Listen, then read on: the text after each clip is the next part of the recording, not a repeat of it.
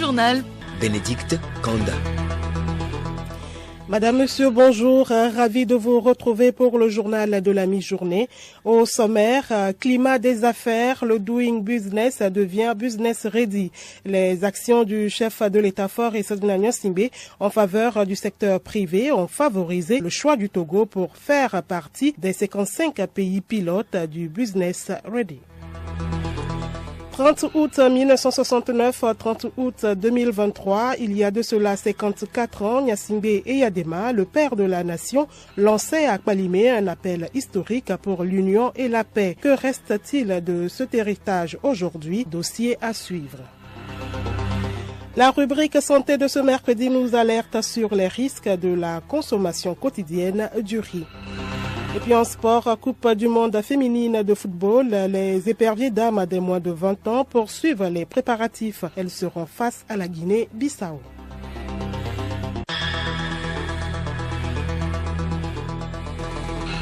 Radiolomé.tg. Merci de votre fidélité d'écoute. Dans le cadre de l'évaluation de l'environnement des affaires dans les économies du monde, le groupe de la Banque mondiale a mis en place un nouveau mécanisme dénommé Business Ready qui vient remplacer le Doing Business. Grâce aux réformes opérées par le président de la République Faure Essouzou Gnassingbé, le Togo fait partie des premiers pays sélectionnés pour figurer dans le rapport du Business Ready. Nabara Nafaranoudar. Effectivement, malgré la suspension de la publication du rapport Doing Business, le Togo a maintenu le cap des réformes en poursuivant la mise en œuvre des actions en faveur du secteur privé grâce au chef de l'État Faure Essouzou Gnassingbé. La poursuite de la dynamique des réformes justifie le choix du groupe de la Banque mondiale qui est porté sur le Togo pour faire partie de la première cohorte des 55 pays pilotes du Business Ready. Dans les économies des pays de l'UEMOA, seul le Togo et la Côte d'Ivoire font partie de cette première cohorte des pays pilotes. Les multiples réformes en cours au Togo au profit du secteur privé sont entre autres la poursuite de la dématérialisation du tribunal de commerce pour permettre la tenue des audiences virtuelles. Cette réforme s'inscrit dans le souci de célérité dans le traitement des dossiers au tribunal de commerce. Pour rappel, le délai de traitement des dossiers au tribunal de commerce de Lomé est de 57 jours en moyenne. La mise en place d'une chambre destinée aux procédures collectives au tribunal de commerce de Lomé. La mise en place d'une plateforme totalement dématérialisée à la cour d'arbitrage du Togo avec possibilité de tenir des audiences en ligne. La mise en place d'une base de données des bénéficiaires effectifs des entreprises. Le renforcement de l'interopérabilité des différentes plateformes. La mise en place d'un cadastre totalement numérique avec possibilité de délivrance des titres fonciers numériques. La mise à jour de la plateforme du permis de construire avec de nouvelles fonctionnalités. Le premier rapport du Business Ready des 55 pays pilotes sera publié par le groupe de la Banque mondiale au premier trimestre 2024. Nabara Nafara Noudar. Noutifafa Nami, c'est par ces mots que Gnassingbé Eyadema a lancé l'appel historique de Kpalimé. C'était le 30 août 1969. Toute sa gouvernance a été menée autour de l'union et la paix. 54 ans après, que gardent les Togolais de cette union tant prônée par le père de la nation, dossier signé Théophile Dandako. Regarder dans la même direction, combattre ensemble l'ennemi et construire un Togo nouveau. Tels étaient les soubassements de l'appel historique de Kpalimé. Cette date, qui sonnait comme la Révolution française du 14 juillet 1789, constituait le début d'un regroupement général pour unir tous les filles et fils du Togo autour d'un idéal commun, le développement. Autrement dit, l'union pour défendre la patrie. À l'heure où le Togo fait face aux menaces sécuritaires, le discours du 30 août 1969 refait surface. Qu'ont gardé les Togolais de cet appel historique de Kpalimé au sujet de l'union? Quelques exemples permettent d'être positifs sur l'issue heureuse de ce discours, l'action des jeunes dans la lutte contre le terrorisme et la prévention de l'extrémisme violent du 19 janvier 2023, relevant surtout le discours du chef de l'État Faure Essouzou Gnassingbé du 27 avril 2023. Dans ce discours, la stratégie à 3 volets a été rappelée: se défendre par les armes, l'état d'urgence prolongé dans le nord du Togo et la prévention de la radicalisation. La préoccupation du père de la nation, Feu Gnassingbé Eyadema, au sujet de l'union et la paix doit plus que jamais concerner les Togolais pour mieux faire face aux attaques djihadistes. 54 ans après, l'appel historique de Kpalimé est toujours d'actualité. Théophile Dandako, c'est dans l'union et la paix qu'on peut construire le Togo. La suite de cette édition, détecter plus tôt les épidémies en vue de minimiser les pertes en vies humaines. C'est l'objectif de la plateforme multisectorielle Une seule santé au Togo. L'initiative est du ministère de la Santé. Le lancement officiel a eu lieu hier à Lomé. Cette plateforme intègre la santé humaine, animale et végétale. Compte rendu Raoul Tetonyake. Depuis 2017, l'épidémie de la maladie à virus Ebola a confirmé l'importance du renforcement des systèmes nationaux de la surveillance des maladies. C'est ce qui a amené le gouvernement togolais à initier le projet régional d'amélioration du système de surveillance à potentiel épidémique REDIS. Après 5 ans de vie, ce projet cède sa place à la plateforme multisectorielle Une seule santé au Togo. Cela se manifeste par la collaboration des secteurs de la santé, de l'environnement et de l'agriculture. Amidou Mourou, spécialiste en développement social du projet REDIS. La santé humaine est liée à ce qu'on mange. La santé humaine est liée au milieu ambiant. Et donc, ces secteurs doivent se retrouver et doivent veiller à ce qu'il y ait une très bonne surveillance collaborative et permettre alors d'éviter en amont les situations d'urgence sanitaire. Le ministre de la Santé et de l'Hygiène publique, professeur Moustapha Midjiawa, a salué la collaboration entre les ministères de la Santé, de l'Environnement et de l'Agriculture. La plateforme multisectorielle Une seule santé est mise en place par arrêté ministériel en date du 14 juin 2023. Raoul Tetonyake, santé toujours, le riz est une denrée alimentaire incontournable. Il s'invite dans tous les festins, cérémonies ou rites à travers des variétés de plats appétissants. D'ailleurs, beaucoup de personnes font du riz leur plat au quotidien. Quel danger court-on en mangeant le riz chaque jour?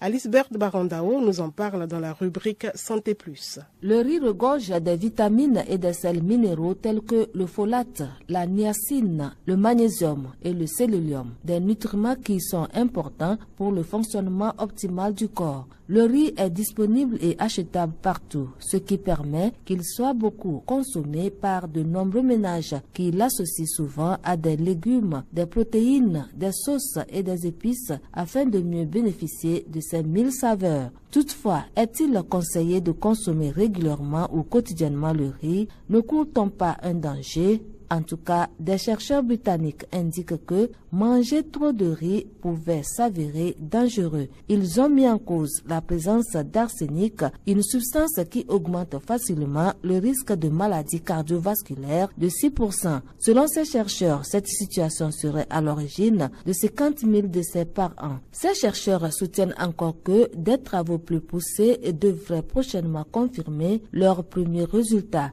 De ce fait, ils proposent quelques suggestions.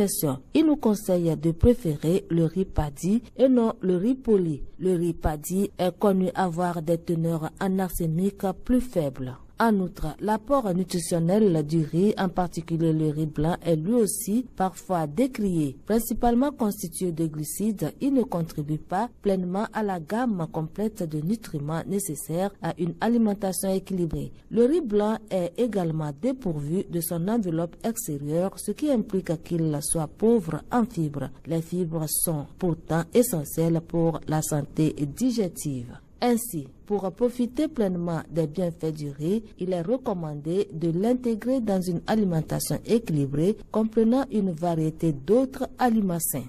Conseil bien noté. Merci à vous, Alice Berthe Barandao. Prévision de la petite saison des pluies dans le sud de Togo. Le sujet a fait hier à Lomé l'objet d'une conférence de presse initiée par l'ANAMET, l'Agence nationale de la météorologie. Les responsables de la météo ont répondu aux questions des journalistes sur les résultats de cette prévision et sur le site web lancé lors de la rencontre. Les détails avec Issao Latifou, directeur général de l'ANAMET. Septembre, octobre et novembre. Les résultats disent qu'au niveau de l'ensemble du pays, une saison qui sera tellement humide. Il y aura assez de pluie de normal à accidentel. La saison va démarrer beaucoup plus tôt et finir un peu plus tard. On va aller vers les 15, même 20 novembre pour que certaines plantes mises en terre puissent profiter de cette humidité du sol. Au niveau des différents bassins, de Loti, de Mono et du lac Togo, on va avoir des risques de débordement. Nous invitons surtout les populations riveraines de prendre des mesures pour pouvoir, moment venu, de vider les lieux pour qu'ils puissent se mettre à l'abri. Les agriculteurs, on les conseille de pouvoir semer pour la petite saison des pluies là, quand les pluies utiles vont tomber. Cette conférence nous a permis aussi de lancer notre site web www.meteotogo.tg, plein d'informations, la prévision, bulletin mensuel, saisonnier et puis tout ce qui est des alertes. Sujet culture à présent, les acteurs culturels venus des régions du Togo évaluent la politique culturelle nationale. Ils sont réunis depuis ce matin en un atelier de 2 jours à Lomé. Il s'agit pour ces acteurs de jauger le niveau de la mise en œuvre des différents aspects contenus dans le document. La rencontre vise à élaborer un rapport assorti de recommandations dans l'actualisation de la politique culturelle. Nous y reviendrons dans nos prochaines éditions. Les biens du patrimoine mondial de l'UNESCO sont en péril. Comme tout bien, ils sont exposés à des catastrophes naturelles et anthropologiques, ce qui menace leur intégrité. Ces catastrophes peuvent mettre en péril leur valeur. Plusieurs raisons expliquent ces situations de détérioration de ces biens. Des explications avec Geneviève Pognon. Les conflits armés et la guerre, les séismes et autres catastrophes naturelles, la pollution, le braconnage, l'urbanisation sauvage, le développement incontrôlé du tourisme et les changements climatiques posent des problèmes majeurs au site du patrimoine mondial. Ces risques peuvent mettre en danger les caractéristiques pour lesquelles un site a été inscrit sur la liste du patrimoine mondial. La perte ou la détérioration de ces biens exceptionnels a d'importants impacts négatifs sur les communautés locales et nationales, tant en raison de leur importance culturelle que pour leur valeur économique. C'est le cas par exemple du site Koutamakou situé au nord-est du Togo, un trésor culturel confronté à de nombreux défis de conservation. On y trouve des maisons à tourelles en terre quasiment détruites, des pluies abondantes qui ont entraîné l'effondrement des parties du site, la non-implication des communautés locales. Un autre exemple, la cité iranienne de Bam, où 26 000 personnes ont perdu la vie lors du tremblement de terre de décembre 2003. La vallée de Bamiyan en Afghanistan, les parcs nationaux de la Garamba, des Virunga, la réserve de faune à Okapi en République démocratique du Congo. Le site de Tombouctou, cette ville mythique du nord du Mali, est tombé aux mains des islamistes en mars 2012. Bref, ces anciens biens inscrits sur la liste du patrimoine mondial de l'UNESCO sont en péril. Geneviève Pognon, cette détérioration ou dégradation des biens du patrimoine mondial de l'UNESCO n'est pas sans conséquences pour les pays qui les abritent. Le patrimoine, surtout culturel, dans sa diversité est une source de richesse collective. Il incite au dialogue et constitue un facteur de rapprochement, de tolérance, de liberté et de respect. Sa destruction représente une menace pour la paix. La perte du patrimoine est également synonyme de perte de l'identité. Cette perte peut aussi avoir des enjeux sociaux comme la disparition de la biodiversité, entraînant des effets graves sur les moyens de subsistance, l'économie et la qualité de vie des populations. La dégradation des zones de vie des populations et l'altération de la santé des espèces humaines constituent également une des conséquences pour la destruction des sites du patrimoine mondial. Pour ce faire, l'UNESCO a adopté une stratégie qui vise à renforcer la capacité des États membres à la Convention à prévenir et à atténuer la perte du patrimoine culturel résultant de conflits ou de catastrophes naturelles. L'institution onusienne a incorporé la protection de la culture dans l'action humanitaire et les stratégies sécuritaires. Merci à vous Geneviève Pognon. Suite et fin de notre dossier sur la jalousie. Elle se manifeste de différentes manières chez les humains. Quand elle est positive, elle permet un développement harmonieux. Par contre, quand elle est négative, elle peut constituer une menace dans un foyer. Hervé Segbono. La jalousie, surtout négative, développe des problèmes psychologiques chez les jaloux et des troubles comportementaux. Zagé Akakpovi-Komi, sociologue, donne des explications. Celui qui développe des idées de jalousie a toujours des problèmes dans sa vie, des maladies bizarres. Et cette personne-là n'est pas joyeux. C'est quelqu'un qui est crispé à tout moment. C'est les autres qui ont tort. Lui n'a jamais tort, il a toujours raison. Des amis que tu es obligé de les délaisser. Ou bien des collègues, tu es obligé de s'éloigner d'eux. Le travail de groupe n'est plus ça. L'entreprise paie en termes de performance parce que c'est en groupe que vous allez travailler pour pouvoir faire avancer les choses. Cette jalousie qui s'installe dans un foyer notamment compromet l'avenir des enfants. Le sociologue Zagé.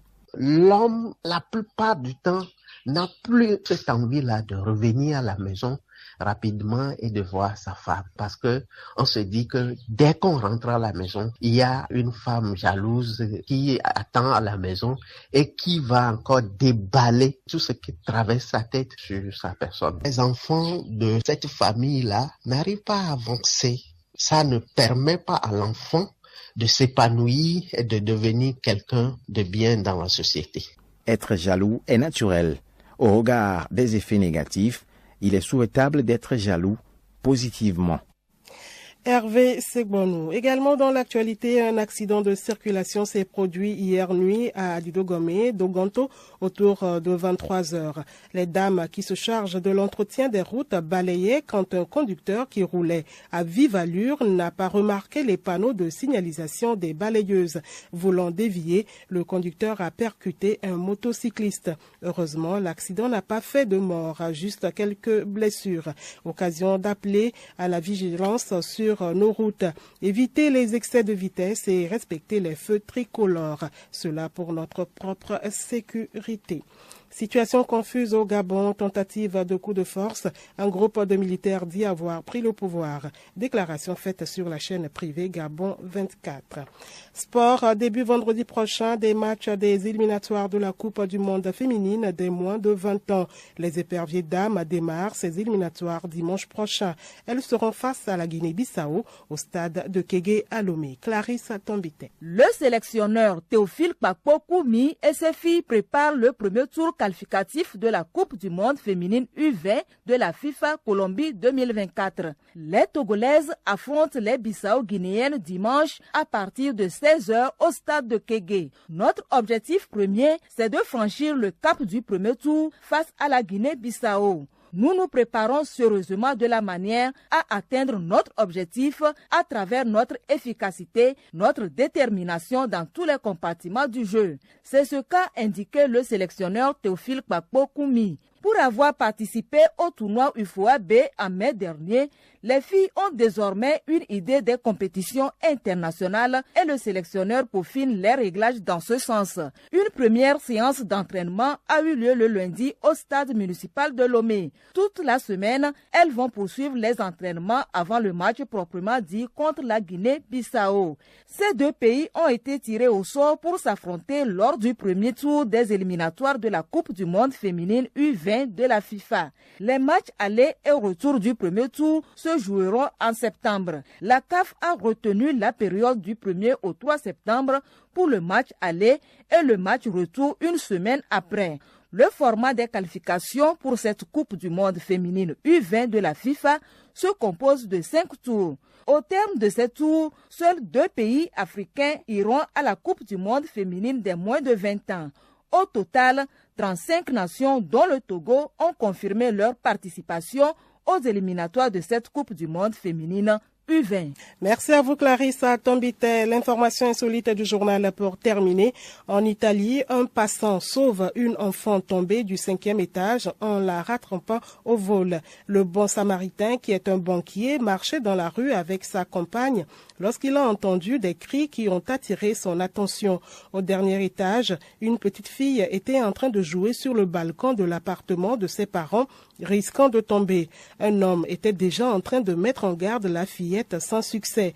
Après avoir tenté lui aussi d'attirer son attention, le banquier s'est finalement préparé à la rattraper alors qu'elle était sur le point de tomber. J'ai fermé les yeux et j'ai espéré que tout se passerait pour le mieux. Je l'ai bloqué en amortissant le coup et nous sommes tous les deux tombés au sol, a expliqué le sauveteur d'un jour. La mère de la petite fille a expliqué à la police qu'elle était occupée à faire des travaux dans l'appartement. La fillette a été conduite à l'hôpital et va bien.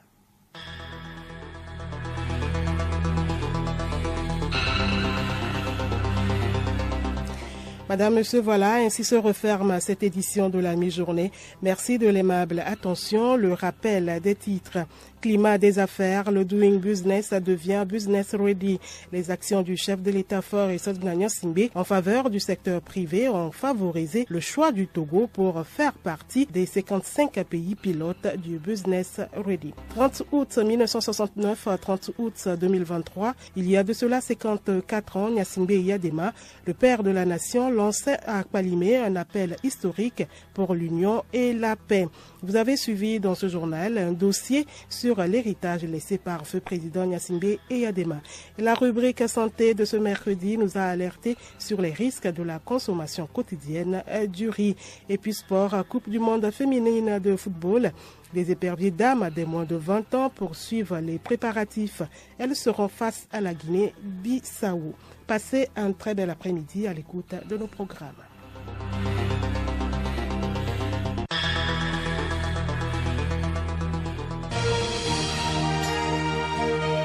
Radio Lomé, boîte postale 434, email radiolomé@radiolomé.tg. Radiolomé.tg